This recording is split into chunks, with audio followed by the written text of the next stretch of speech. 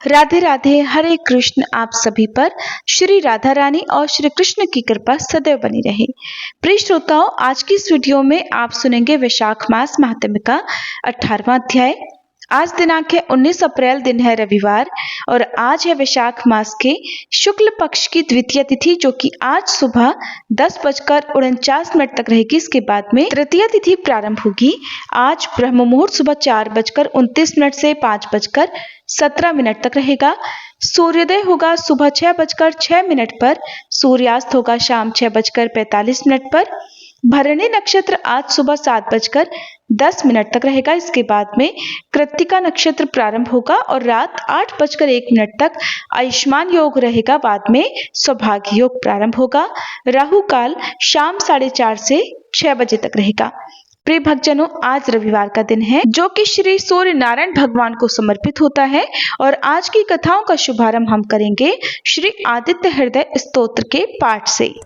भगवान आदित्य के हृदय स्वरूप इस आदित्य हृदय स्तोत्र का उपदेश अगस्त मुनि ने भगवान राम को दिया था और इसी के प्रयोग से श्री रामचंद्र जी ने रावण का वध करने की शक्ति प्राप्त की।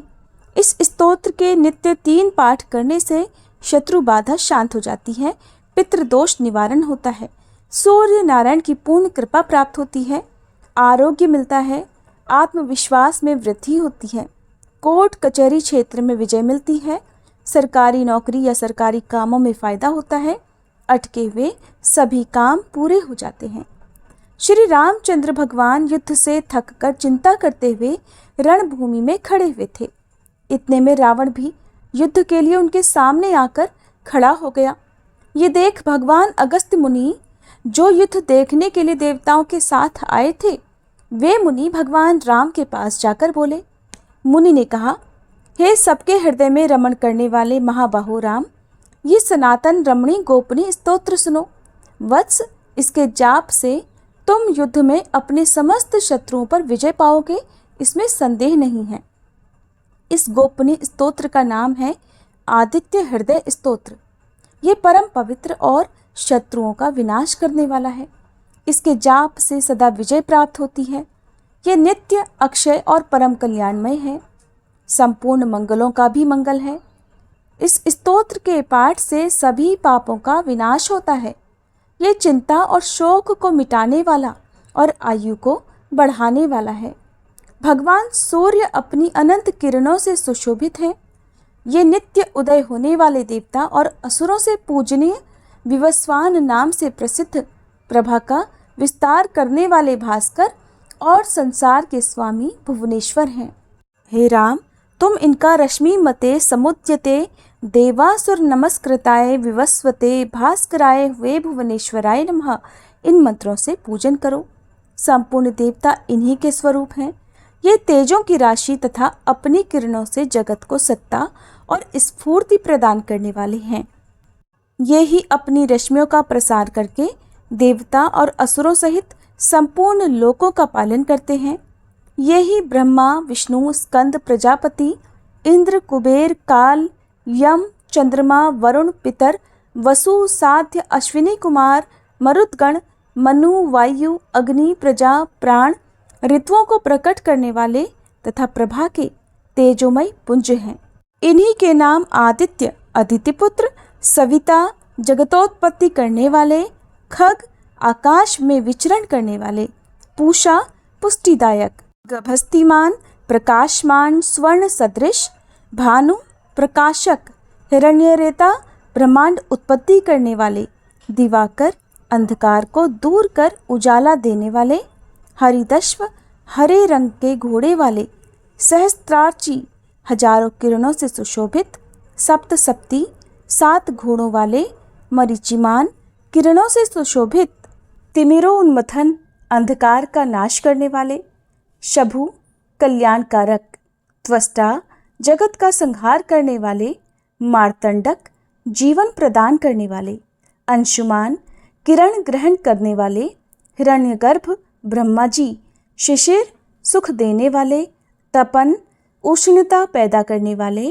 अहस्कर, दिनकर, रवि, प्रार्थना योग्य, अग्निगर्भ, अग्नि को गर्भ में धारण करने वाले, अदिति पुत्र, शंख व्यापक, शिशिर नाशन शीत का नाशन करने वाले, व्योमनाथ आकाश के देवता, तमोभेदी अंधकार को नष्ट करने वाले, घन वृष्टि घनी वृष्टि के कारण अपामित्र जल को उत्पन्न करने वाले, विंध्य विधि प्लवंगम आकाश में तीव्र वेग से चलने वाले, आत्मी घाम उत्पन्न करने वाले, मंडली समूह को धारण करने वाले, मृत्यु के कारक, पिंगल भूरे रंग वाले, सर्वतापन सबको ताप देने वाले, कवि दूरदृष्टा, विश्व सर्वस्वरूप, महातेजस्वी महान तेज वाले या सबसे अधिक तेज वाले, रक्त लाल, सर्वभवोद्भव सबकी उत्पत्ति के कारक, नक्षत्र आदि के स्वामी, विश्वभावन जगत की रक्षा करने वाले, द्वादशात्मा 12 स्वरूपों से युक्त, ये महातेजस्वी नामों से सूर्य देव प्रसिद्ध हैं। आपको नमस्कार है। पूर्व गिरि यानी उदयाचल और पश्चिम गिरि यानी अस्ताचल के रूप में आपको नमस्कार है। ग्रहों और तारों के स्वामी तथा दिन के अधिपति आपको नमस्कार है। आप जय स्वरूप तथा विजय और कल्याण के दाता हैं। आपके रथ में हरे रंग के घोड़े रहते हैं। आपको बारंबार मेरा नमस्कार है। सहस्त्रों किरणों से सुशोभित भगवान सूर्य आपको नमस्कार है। आप अदिति पुत्र आदित्य को नमस्कार है। उग्र वीर और सारंग सूर्यदेव आपको नमस्कार है। कमलों को अपना तेज देकर विकसित करने वाले मार्तंड आपको नमस्कार है। आप ब्रह्मा विष्णु और शिव के स्वामी हैं।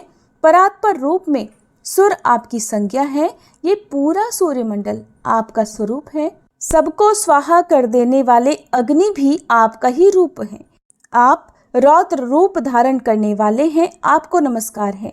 अज्ञान और अंधकार के आप नाशक हो। जड़ता और शीतलता के कारक हो। शत्रु का विनाश करने वाले आप हो। आपका स्वरूप अप्रमेय है। आप कृतघ्नों का नाश करने वाले हो। आप देव स्वरूप जो आपको नमस्कार है। आप तपाए हुए सोने की तरह हो। आप हरि और विश्वकर्मा हो। तम के नाशक प्रकाश स्वरूप जगत के साक्षी हो। आपको नमस्कार है। सूर्य ही संपूर्ण भूतों का संहार करने वाले हैं, पालन करने वाले हैं। सूर्य ही अपनी गर्मी से अपनी किरणों द्वारा वर्षा करते हैं। ये भगवान सबके सो जाने के बाद भी जागते रहते हैं। यही अग्निहोत्र तथा अग्निहोत्री को मिलने वाले देवता हैं। देवता यज्ञ और यज्ञों के फल प्रदान करने वाले भी यही हैं। संपूर्ण जगत में होने वाली क्रियाओं के फल देने वाले यही हैं। राघव विपत्ति में, कष्ट में, दुर्गम में तथा किसी भी प्रकार के भय के अवसर पर जो कोई भी मनुष्य इस सूर्य देव के स्तोत्र का कीर्तन करता है उसे दुख नहीं भोगना पड़ता। इसलिए हे राम, तुम एकाग्रचित्त होकर इन देवादिदेव जगदीश्वर की पूजा करो। इस आदित्य हृदय का 3 बार पाठ करने से तुम युद्ध में निश्चित ही विजय प्राप्त करोगे। महाबाहु राम, तुम इसी क्षण रावण का वध कर सकोगे। ऐसा कहकर अगस्त मुनि वहां से चले गए। अगस्त मुनि का उपदेश सुनकर महातेजस्वी श्री रामचंद्र जी का शोक दूर हो गया। उन्होंने प्रसन्न चित्त से आदित्य हृदय स्तोत्र का पाठ किया और स्तोत्र को धारण किया। 3 बार आचमन करके जाप किया। उसके बाद भगवान श्री रामचंद्र जी ने धनुष उठाकर रावण की ओर देखा और उत्साहपूर्वक विजय पाने के लिए वे आगे बढ़ने लगे। फिर पूरा निश्चय कर वे रावण का वध करने के लिए उद्यत हुए। उस समय देवताओं के मध्य में खड़े हुए भगवान सूर्य ने प्रसन्न होकर श्री रामचंद्र जी की ओर देखा और निशाचर राज रावण के विनाश का समय नजदीक जानकर हर्षपूर्वक कहा, रघुनंदन अब जल्दी करो। ये था श्री आदित्य हृदय स्तोत्र का हिंदी अनुवाद। अब सुनिए वैशाख स्नान की कीड़ी नगरे की कहानी। किसी नगर में एक छोटा लेकिन खुशहाल परिवार रहता था। दादी अपनी पोती को साथ लेकर हर दिन नियम से पूजा पाठ किया करती थी। एक दिन दादी ने 7 दिन की कीड़ी नगरा की कहानी का नियम लिया। दादी कीड़ी नगरा की कहानी कहती, पोती उस कहानी को सुनकर हुंकारा देती। दोनों 7 कीड़ी नगरा सींचने जाया करते। इस प्रकार 6 दिन पूरे हुए। 7वें दिन दादी ने अपने कीड़ी नगरी की कहानी का उद्यापन किया। किंतु पोती का उद्यापन नहीं किया। समय बीतता गया, पोती जवान हो गई।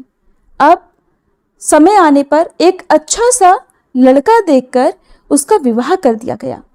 पोती ससुराल पहुंच गई। विवाह के कुछ समय बाद ही उसके पति को कोढ़ रोग हो गया। उसकी सास ने एक दिन कहा कि घर में बहू के आते ही मेरा बेटा बीमार हो गया, इसके कदम घर में शुभ नहीं है। ऐसा कहकर उसने अपनी बहू को घर से निकाल दिया। बेटे को भी उसके साथ भेज दिया और कहा कि जा अपने पति की सेवा कर, तुझे सुबह शाम रोटी मिल जाएगी। तब वह यानी पोती अपने पति को लेकर घर से निकल गई। अब वह नगर के बाहर एकांत में कुटिया बनाकर रहने लगी। उसकी सास सुबह शाम 2-2 रोटी दूर से लेकर आ जाती। वह एक रोटी अपने पति को खिलाती और एक रोटी खुद खाकर दिन रात अपने पति की सेवा किया करती। उधर एक दिन दादी ने अपने पोते को बहन से मिलने के लिए भेजा, साथ में चूरमे के लड्डू बनाकर दिए। भाई अपनी बहन से मिलने के लिए गया। जब उसके घर पहुंचा तो वहां जाकर पता चला कि उसकी बहन नगर के बाहर झोपड़ी बनाकर अपने पति के साथ रहती है। भाई अपनी बहन की हालत को देखकर बहुत दुखी हुआ। उसने चूरमे के लड्डू बहन को दे दिया और वहां से दुखी होकर चला गया। बहन ने अपने हिस्से का लड्डू खाया और पति के हिस्से का लड्डू अपने पति को दे दिया। पति ने मना कर दिया। पास ही एक कीड़ी नगरा था, उसने वह लड्डू चूर कर तोड़ तोड़ कर कीड़ी नगरे पर डाल दिया।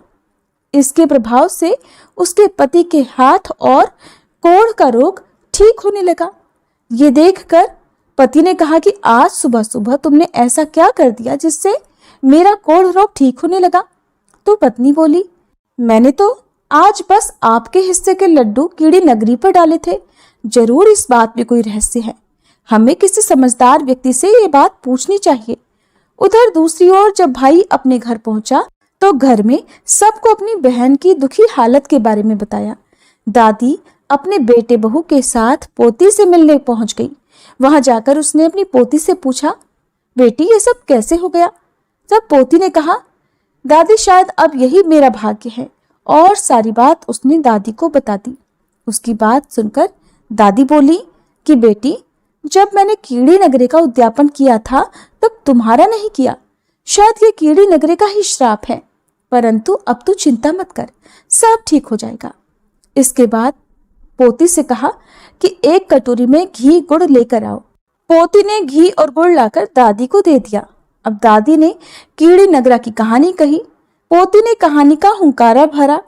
कहानी कहने के बाद दादी ने कहा, बेटी तुम 7 दिन तक नियमित इस कहानी को कहना, तुम्हारा पति हुंकारा देगा तो सब ठीक हो जाएगा। और हाँ, 7वें दिन इसका उद्यापन जरूर करना। सुनकर पोती बोली, दादी मैं उद्यापन कैसे करूंगी? मेरी सास तो हमें ठंडी और बासी रोटी देकर जाती है। दादी बोली, कोई बात नहीं, तुम ठंडी रोटी से ही चूरमे की 4 पिंडी बना लेना। 2-2 पिंडी तुम दोनों हाथ में लेकर कीड़ी नगरे की कहानी कहना। एक एक पिंडी उसके बाद तुम खा लेना और दोनों की एक एक पिंडी का चूरा करके कीड़ी नगरे पर डाल देना।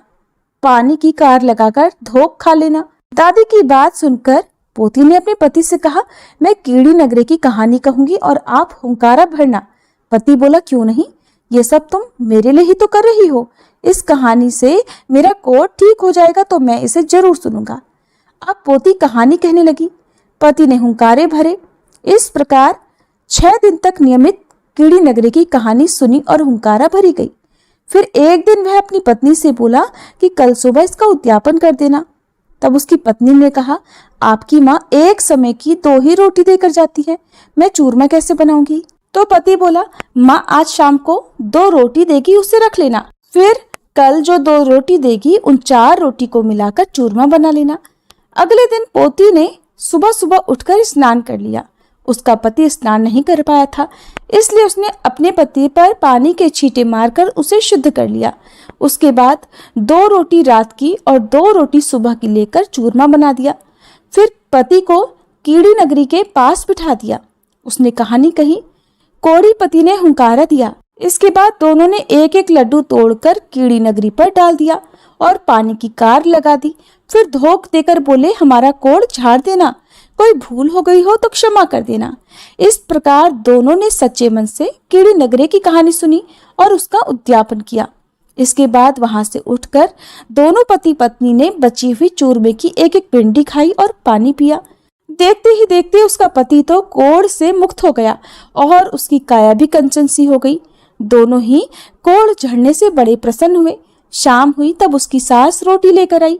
हर रोज की तरह दूर से ही बहू को रोटी दी, लेकिन चारपाई पर जब उसने एक युवक को देखा तो उसे पहचान नहीं पाई। दरअसल वह अपने ही बेटे को नहीं पहचान पाई और बहू पर चिल्लाकर बोली, बहू ये तुमने चारपाई पर किसको बिठाया है और मेरा बेटा कहाँ है? तो बहू बोली, माँ जी यही तो है आपका बेटा।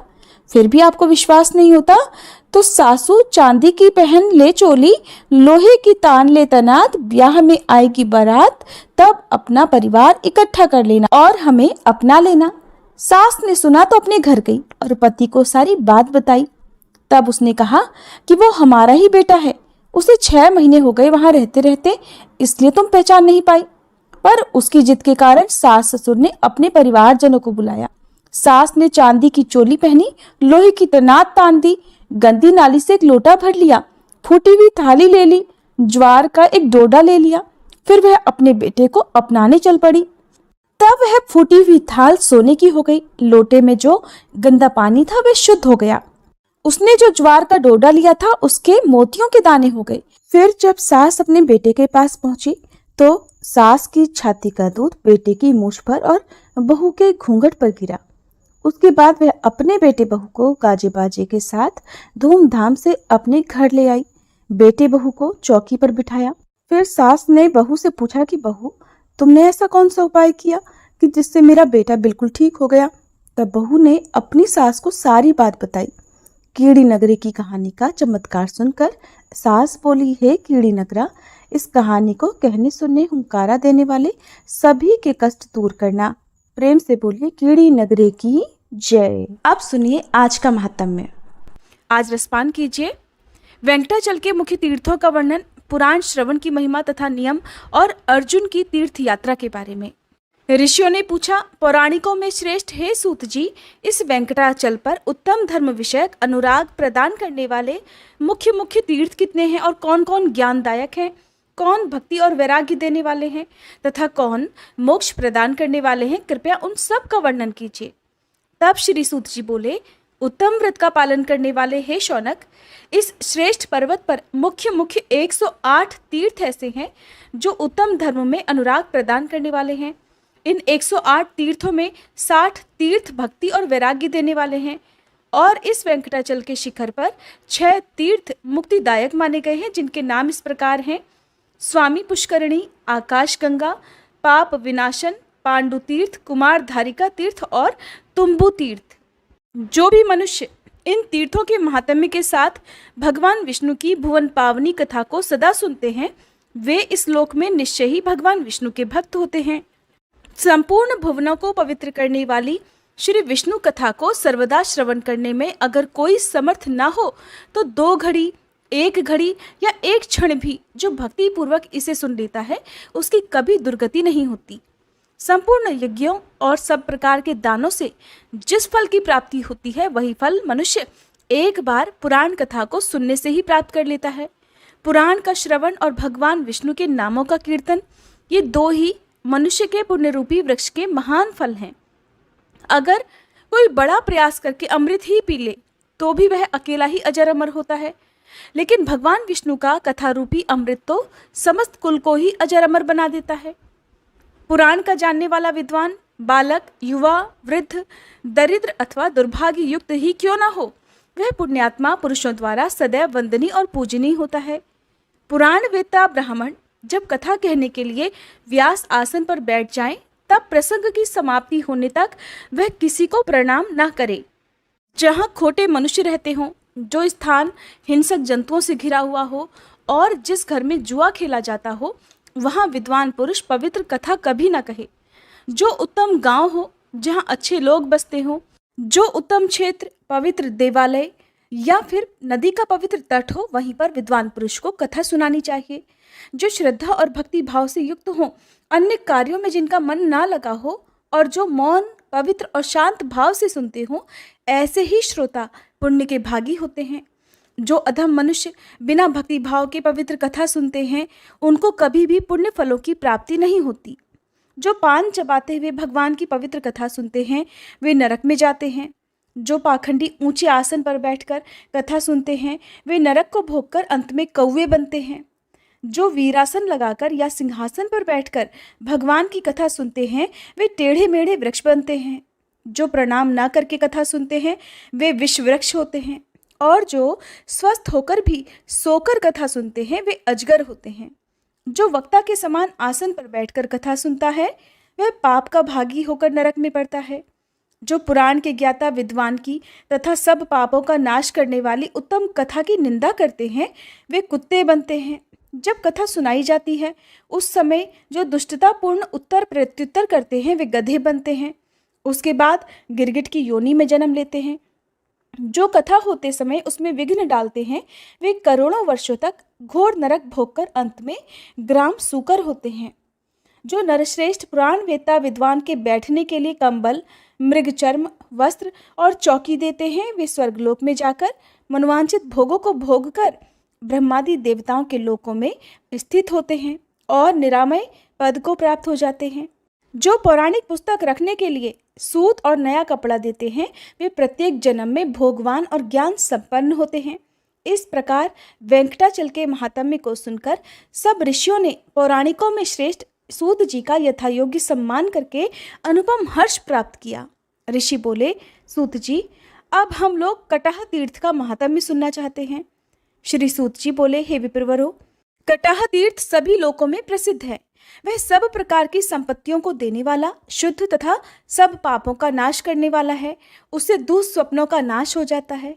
वह महापातकों का नाश करने वाला, बड़े बड़े विघ्नों का निवारण करने वाला तथा मनुष्यों को परम शांति देने वाला है।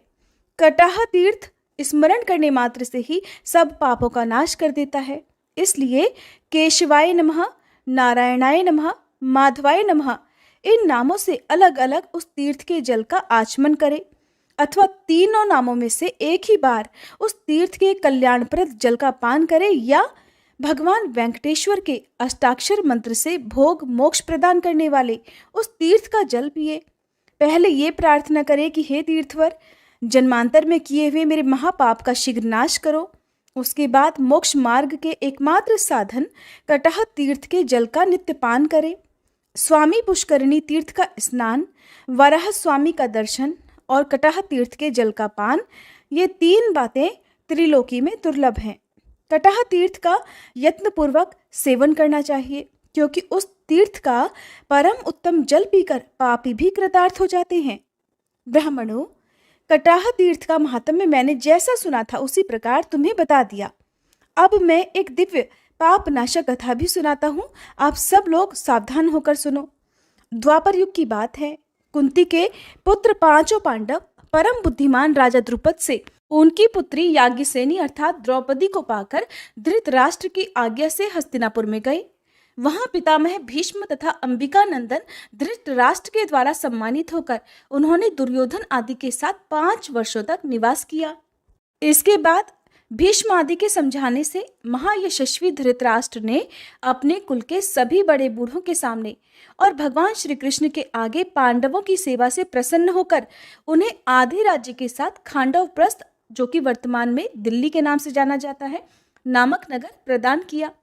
तब धृतराष्ट्र आदि कौरवों की अनुमति लेकर सब पांडव श्री कृष्ण के साथ खांडवप्रस्थ में चले गए।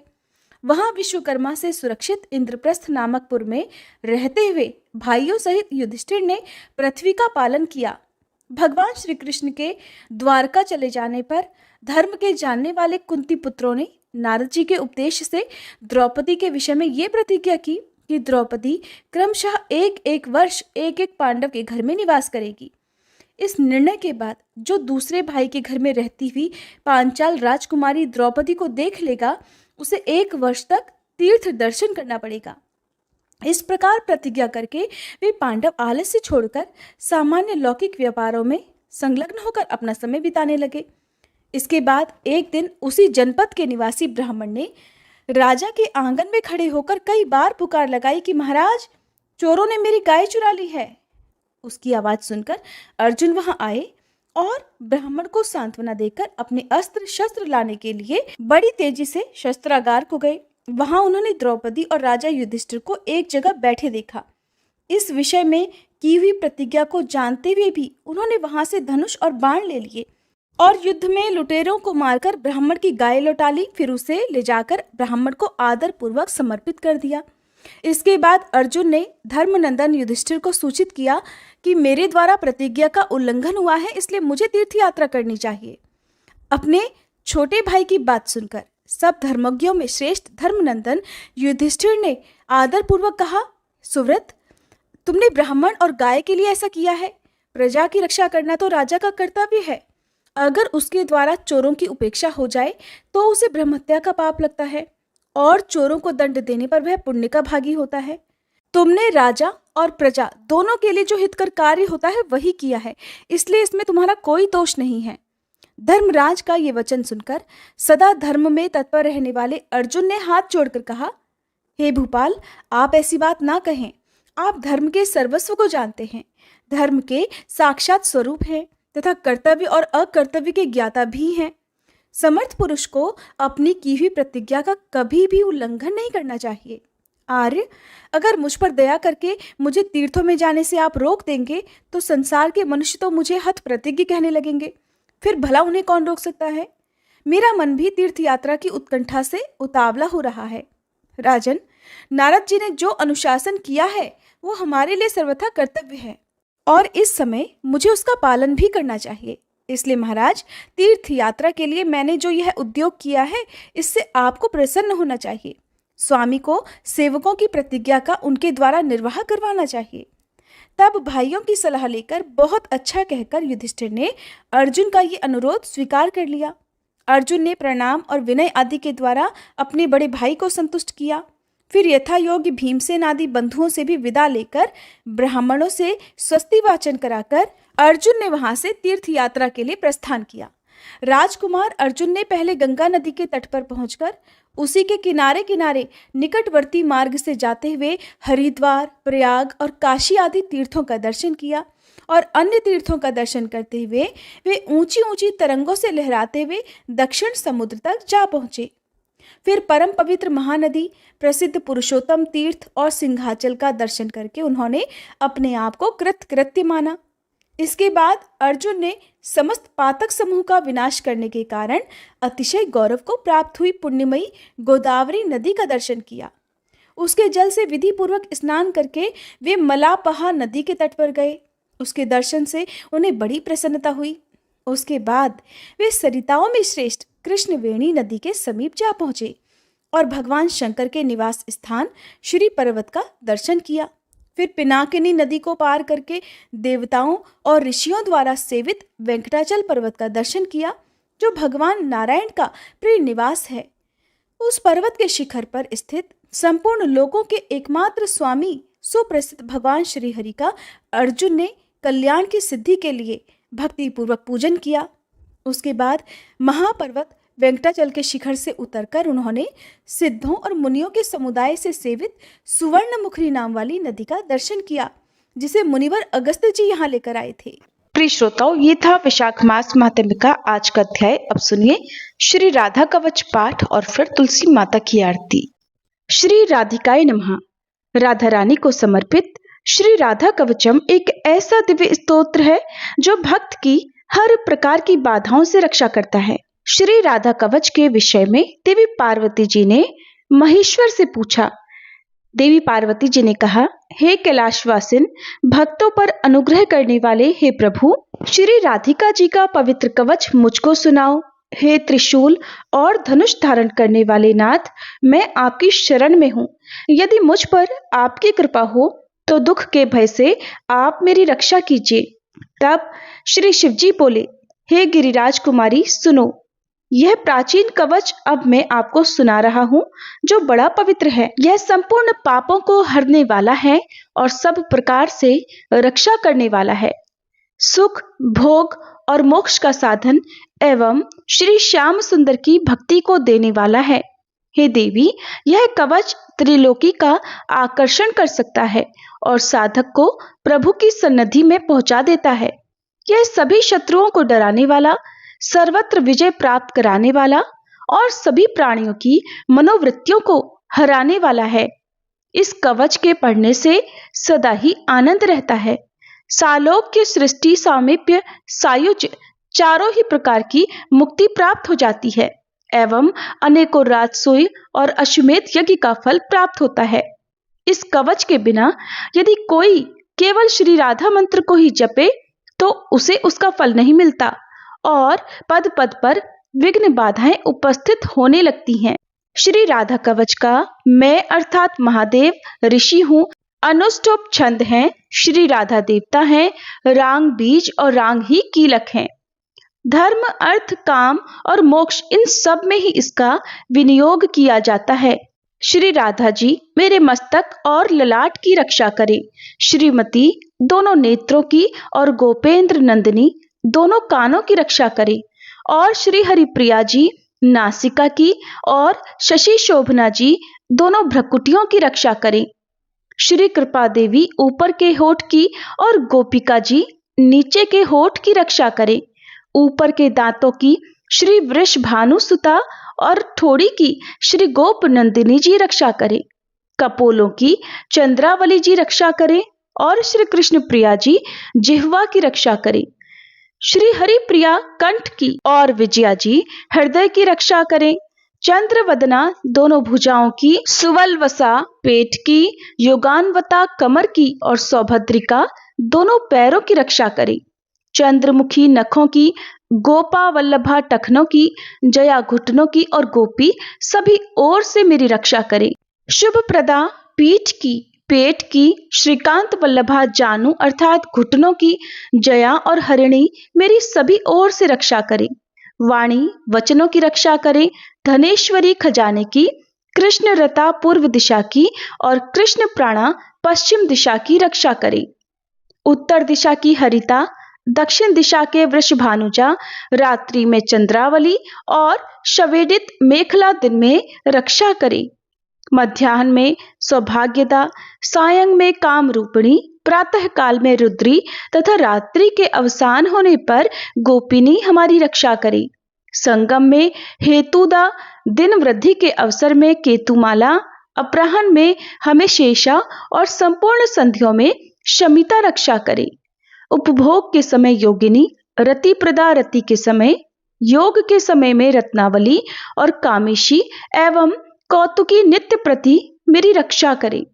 कृष्ण मानसा श्री राधिका जी सदा सर्वदा सब कार्यों में मेरी रक्षा करे।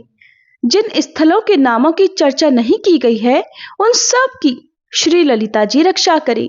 महेश्वर कहते हैं, हे देवी, यह अद्भुत कवच हमने तुम्हें सुना दिया। इसका नाम है सर्व रक्षा कारक। यदि इसे कोई प्रातः, मध्याह्न या सायंकाल पढ़ता है तो इससे बड़ी भारी रक्षा हो जाती है। श्री राधा कवच के पढ़ने से उस साधक के मन में जैसी कामना हो वैसे ही सिद्धि हो जाती है। राजद्वार, सभा संग्राम और शत्रुओं द्वारा पहुंचाए हुए संकट के समय, प्राण और धन विनिष्ट होने के समय यदि मनुष्य यत्न से इसका पाठ करे तो हे देवी उनका कार्य सिद्ध हो जाता है और उसको कहीं भी भय नहीं रहता। और तो और उसने सचमुच श्री राधिका जी की आराधना कर ली। गंगा स्नान और भगवान के नाम से जो फल प्राप्त होता है, निस्संदेह वह फल इस कवच के पढ़ने वाले को मिल जाता है। हल्दी, गोरोचन, चंदन से भोजपत्र पर इस कवच को लिखकर जो कोई मस्तक, भुजा और कंठ में बांध ले, हे देवी, वह हरि के समान हो जाता है। ब्रह्मा जी इस कवच के प्रसाद से ही सृष्टि रचते हैं, श्री विष्णु पालन करते हैं और मैं अर्थात शंकर इसी कवच के प्रसाद से ही सृष्टि का संहार करता हूँ। यह कवच विशुद्ध वैष्णव को देना चाहिए जिनमें वैराग्य आदि गुण हो, जिसकी बुद्धि व्यग्र ना हो, नहीं तो अनाधिकारी को देने वाला स्वयं नष्ट हो जाता है। इसमें किसी प्रकार का संदेह नहीं करना चाहिए। श्री राधा कवच पाठ हिंदी अनुवाद संपूर्ण हुआ। सभी प्रेम से बोलिए जय श्री राधे, हरे कृष्ण। अब सुनिए श्री तुलसी चालीसा पाठ। जय जय तुलसी भगवती सत्यवती सुखदानी। नमो नमो हरिप्रेसी श्री वृंदा गुणखानी। श्री हरिशीष विरजनी देहु अमर वर अम्ब। जनहित है वृंदावनी अब न करहु विलंब। धन्य धन्य श्री तुलसी माता महिमा अगम सदा श्रुति गाता। हरि के प्राण हूँ से तुम प्यारी हरहि हेतु कीन्हो तप भारी। जब प्रसन्न है दर्शन दीन्हो तब कर जोरी विनय उस कीन्हो। हे भगवंत कंत मम होहु दीन जानि जनि छाड़हु छोहु। सुनि लक्ष्मी तुलसी की बानी दीन हो श्राप कद पर आनी। उस अयोग्य वर मांगन हारी होहु विटप तुम जड़ तनुधारी। सुनि तुलसी ही श्रप्यो तेहि ठामा करहु वास तुहु नीचन धामा। दियो वचन हरि तब तत्काला सुनहु सुमुखी जनि होहु विहाला। समय पाई व्यवहारो पाति तोरा पूजहि आस वचन सत मोरा। तब गोकुल मह गोप सुदामा तासु भई तुलसी तू बामा। कृष्ण रास लीला के माही राधे शक्य प्रेम लखी नाही। दियो श्राप तुलसी तत्काला नरलोक ही तुम जन्महु बाला।